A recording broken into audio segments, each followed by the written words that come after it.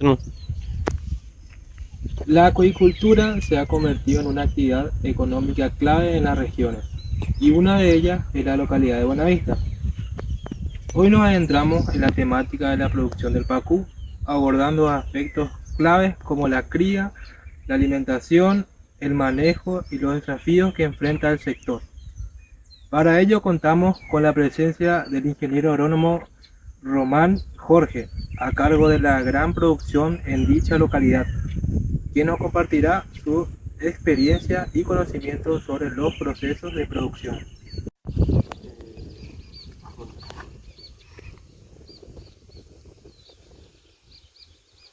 ¿Cómo inició su dedicación a la producción y crianza de pacú en la localidad de Buenavista?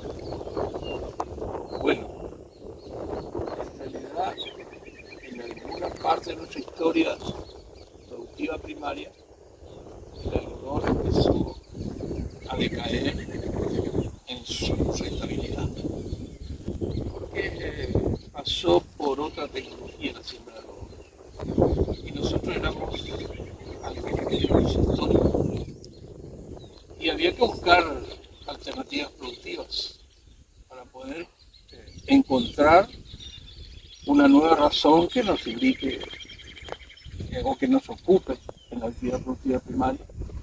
Y justo nos habían visitado porque también nosotros hacíamos cultivo bajo invernáculo de hortalizas. Y era una actividad técnicamente muy bien llevada que convocó la visita de unos productores de Toledo, de Brasil, la zona de Itaipú, donde se ha centrado la actividad piscícola a partir de la interrupción del cauce del río para generar esa, esa usina eléctrica. Entonces, ha habido también en la cuestión y en el diseño de esa obra el cuidado de los peces de ese cauce. Y han venido conocedores de la actividad piscícola en esa zona. Y entre los que nos visitaron, justamente había un ingeniero en peces. Y él nos dijo que aquí las condiciones estaban dadas.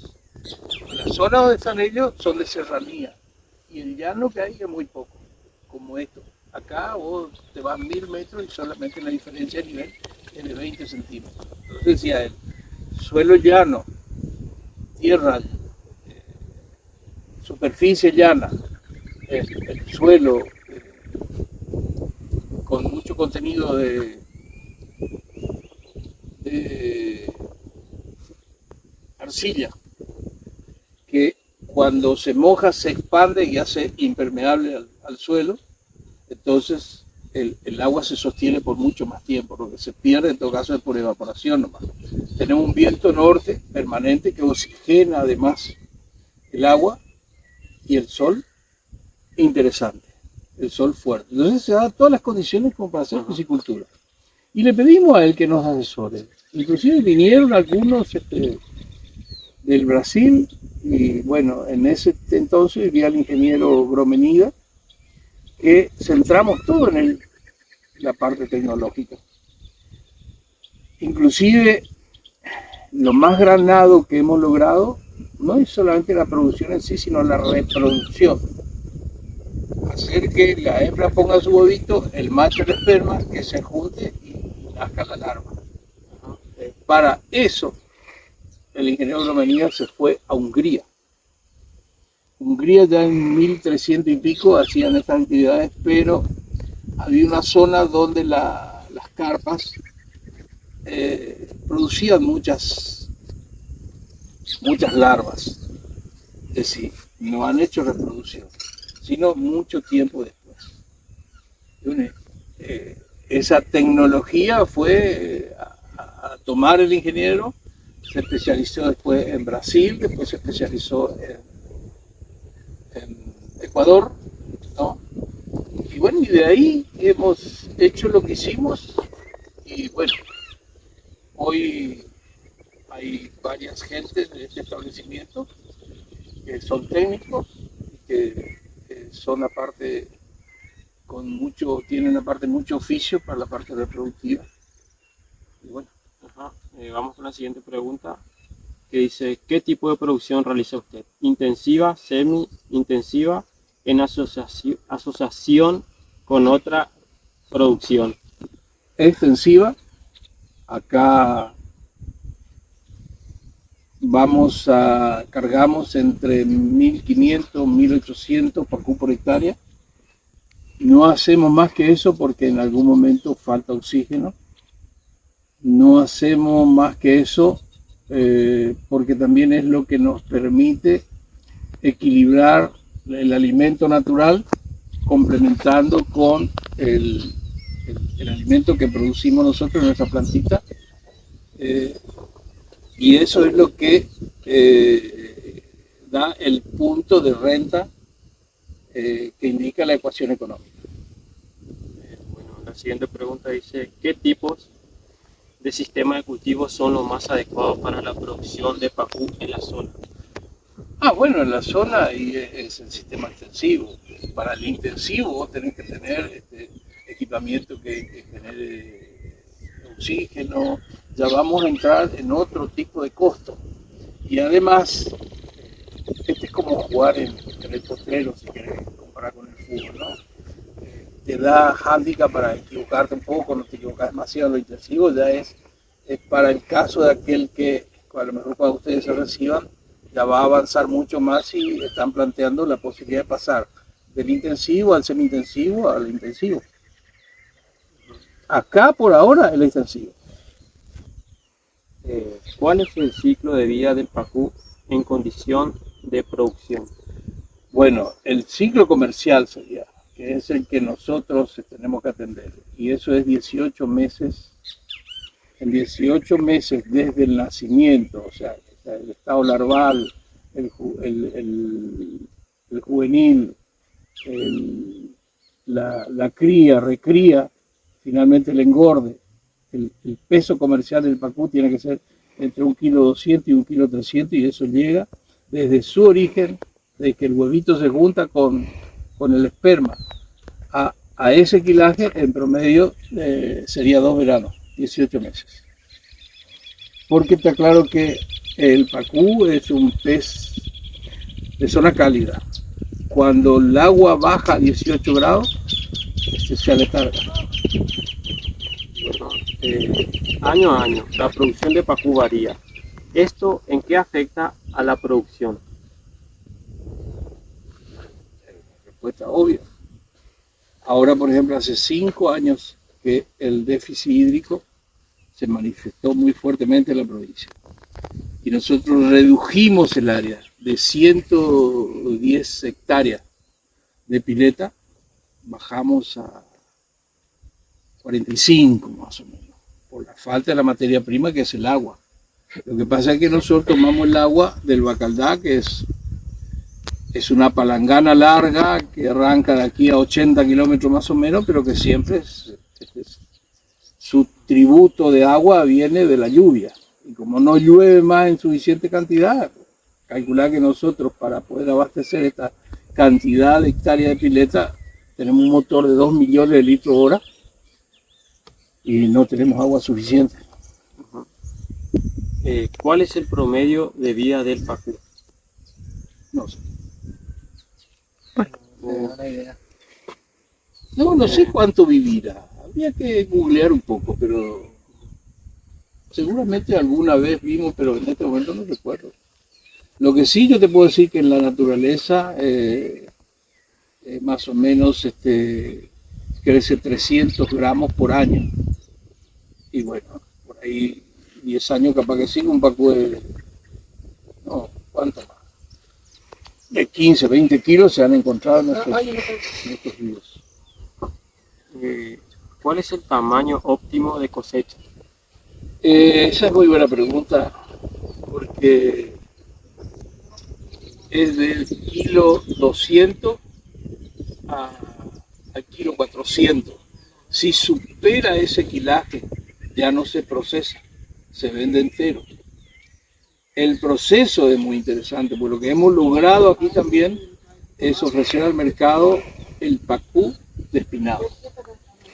Es decir, el pacú de 1,3 kg, ¿no?, ofrece 2 filetes que completa la parte del plato, que es el menú principal, con algún aderezo. Si es más grande, ya lo le deja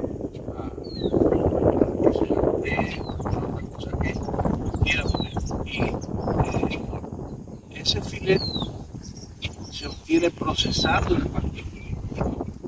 Cortar la cola, cortar la cabeza, los dos costados quedan espinazos. Cabeza, cola y espinazo, papuchero, quedan los dos filetes, que tiene la masa muscular con espina, se retira mediante un fino proceso, ¿no?, y eso va a un fuerte congelado, después a molida, y se recupera todo eso como se oferta en el mercado la carne molida de pacú, que hay infinitos platos de lo que se consume, y en realidad el plato principal, o el corte principal del pacú, es el filete de espinado. Ahí mi compañero le va a hacer la próxima pregunta de Pedro.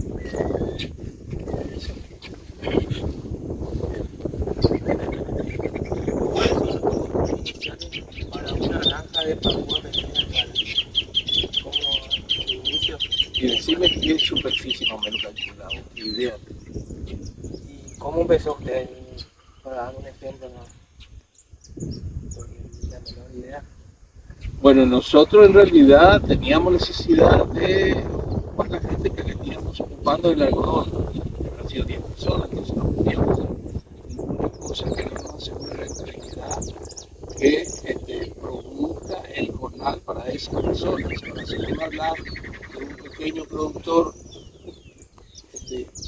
que pueda tener como un complemento de su actividad, eso es muy importante, porque en realidad hay un valor agregado de mucho valor, es que el productor tenga en su superficie por lo menos 1 hectárea de piscicultura, que lo más principal y lo más granado es que tiene el agua almacenado ahí, no solamente para la producción de pacú, sino para su uso productivo.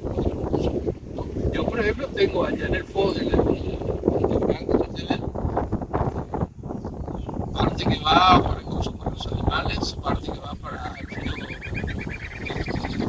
plantas, que es otra actividad que se inició como complementaria, pero que hoy pasa a ser la actividad principal a partir del decaimiento del cultivo del pacú por esta serie de años que llueve.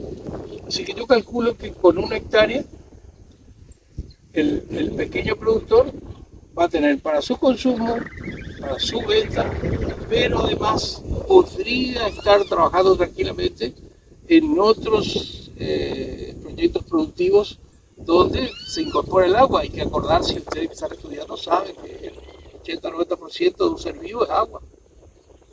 Es demasiado importante y es estratégico el almacenaje de agua que se aprovecha ahora que se conoce como cultivar el pacú. ¿Cuáles son los mercados más rentables para la producción? Bueno, nuestros clientes salimos en alguna ocasión hasta Buenos Aires, pero a partir del ofrecimiento del filete de pacú sin espina, ¿no?, creció el consumo. Y es muy importante el mercado formoseño en ese sentido. Por ahí también consume mucho Paraguay, Asunción viene y busca, así que nosotros por ahora no necesitamos buscar otro mercado porque la demanda tenemos en la región. ¿Cuál es el circuito comercial de su producción? Me acabo de decir, ¿no? Sí, sí. ¿Cómo se puede aumentar la eficiencia productiva del pacú en el entorno comercial? Y voy a esperar que ustedes se reciban y vengan acá a darme esa solución. En realidad, ¿sabes qué? Te voy a contar la historia. Cuando nosotros sacamos la primera producción de pacú, teníamos amigo, un carnicero amigo, que era fanático de la pesca y fanático del pescado. Entonces, la primera producción, como también le dábamos mucho artículo, salieron muy listos y le llevamos a su carnicería enterito. Dijimos, devolvernos a ver qué te dice tu cliente. Y bueno, la primera queja de las amas de casa es que le cuesta mucho procesar el pescado entero, por esa rumosidad que tiene, le ensucia mucho la cocina, la mesa, le deja aquí, ella ya acepta eso, porque seguramente algo de asuntos culinarios sabe. Bueno, y entonces nos dice, bueno, ese es el problema. Entonces compramos una sierrita circular chiquita, partimos en dos el pacú entero. La solución estaba ahí, pero no. Después nos dijeron que era un problema porque también los chicos querían comer y tenía mucha espina. El ingeniero Bromenida en ese sentido era un tosudo buscador de soluciones. Y entonces le dio a un odontólogo que tenía un equipo de radio, y entonces buscaban dónde estaban las espinas. El asunto era llegar a esos lugares. Se identificó y entonces se envolvió con una tela de mosquitero, se hirvió hasta más no poder y después se carancheó hasta que ubicamos la masa muscular que contiene las espinas. ¿Y cómo retirarlo? Y fue un proceso que duró un tiempo, pero no tanto. Le sacamos las espinas, ¿no? Y bueno, antes, comer un pacú antes de ese proceso era como agarrar una caja de alfileres.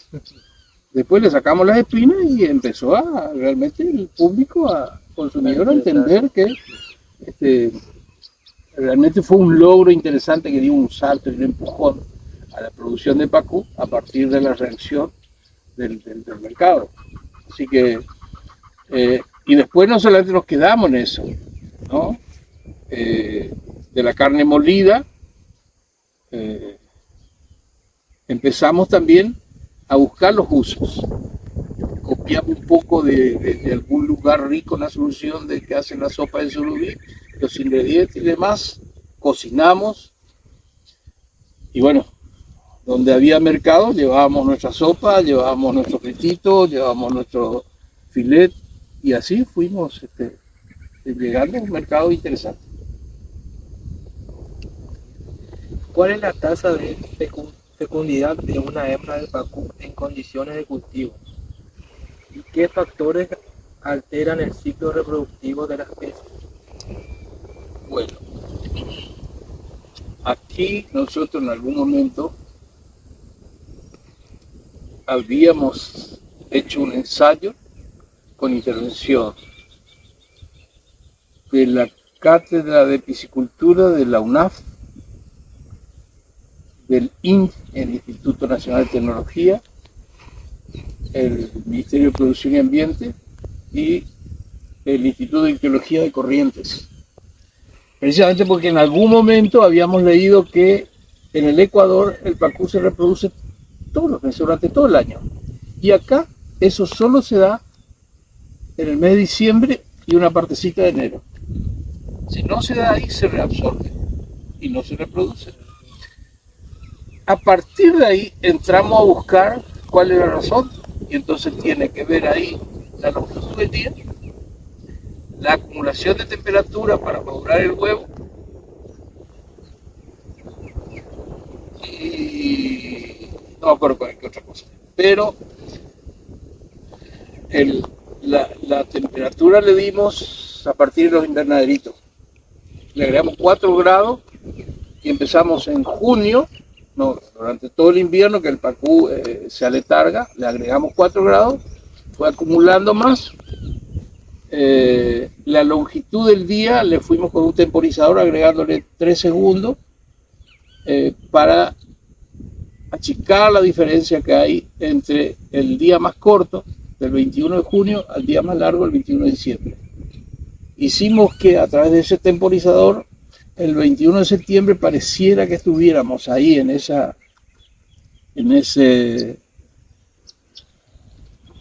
en esa piletita con invernadero que estuviéramos en diciembre. Y logramos adelantar la madurez. Eso fue también otro logro demasiado importante, porque acortamos el ciclo comercial. Hay que acordarse que el pacú en invierno no crece, se aletarga. Y que además el peso comercial es de 1,3 kg. Si le das una parte después de su nacimiento de calor desde octubre hasta marzo, por una parte ya tiene 400 gramos que se escapa de los predadores. Entra bien ya en un invierno donde su situación de letargo le expone demasiado a los predadores. Pero a la salida del invierno, ya con esa cantidad, en ese verano, para marzo, abril, ya tiene el quilaje comercial. No sé si era tu pregunta eso. Sí, no, ya ¿Entendiste? Sí. ¿Cómo se diferencia una ¿Qué hembra campo? de macho? ¿Eh? ¿Cómo se diferencia la hembra del macho? En la naturaleza sí no es posible distinguir. Solo cuando llega al estado de gravidez, ¿no? Es muy difícil porque no expone los órganos reproductores. Todo es igual en su fenología, en todo sentido. Solo que después, cuando la hembra desarrolla los órganos reproductivos, son los huevos, empieza a hincharse, a notarse que hay huevo en esa panza y el macho no sigue con su misma naturaleza. Así que nosotros, ¿cómo hacemos? Y esperamos que desarrollen los órganos reproductivos y ahí distinguimos y ahí le ponemos un chip intramuscular al macho con un lector. Por ejemplo, le ponemos un número 317, el chip con el lector, y en una planillita sabemos que el 317 viene de tal, le damos trazabilidad. Es macho, nació en tal fecha, y de tal padre, de tal madre, porque acá también hemos hecho un trabajo genético para procurar alcanzar reproductores machos y hembras puros. Como última pregunta. Qué bien. ¿Cuáles son los métodos de mantenimiento del estanque o represa en la que se encuentran los peces? Primero, el nivel de agua, tanto en invierno como en verano, hace falta que sea superior a 60 centímetros, porque en verano el agua arriba se calienta mucho. Y si no le das esa profundidad, tiene un exceso de temperatura. Y el invierno al revés. El agua se enfría mucho arriba y abajo está más tibio. Está por lo menos 80 centímetros. Eso por un lado. La otra cosa es que, viste, esa pileta está vacía de vegetación. Hay diferencia, ¿sí? Esa pileta tiene pacú, esta no tiene. Pero en este estado no puede tener porque la respiración o el proceso fotosintético, ahora esas plantas le agregan mucho oxígeno al agua. Pero a la noche el proceso es inverso, es respiratorio, ¿no? Toma el oxígeno y le haga dióxido de carbono y absorbe todito el oxígeno que tiene y le deja al pescado sin oxígeno. Y entonces acá, en una noche así, vos venís a encontrar todo muerto. Entonces también tenés que controlar que tu vegetación no abarque más del 30% de la superficie total de tu pileta. Y después, y no sé qué más.